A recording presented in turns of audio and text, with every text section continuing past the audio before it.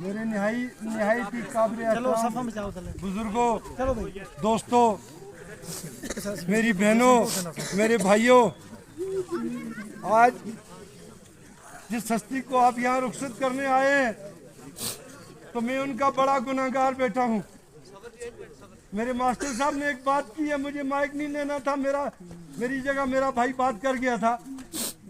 मैं एक नबी पाक सल्लल्लाहु अलैहि वसल्लम की हदीस बयान करना चाहता हूँ। नबी पाक सल्लल्लाहु अलैहि वसल्लम ने हदीस फरमाई कि जब कोई नेक आदमी मरता है तो मैं उसकी रूह ऐसे निकालता हूँ जैसे मक्खन में से बाल निकलता है। तो मेरे दोस्तों, यही वाक़यात मेरे वालिद साहब के साथ हुआ। मेरे वालिद साहब अजीम इंसान थे, हम उनके जूती भी सीधी नहीं कर सकते। लेकिन एक बात मैं आपसे ये गुजारिश करता चलूं कि मेरे दोस्तों,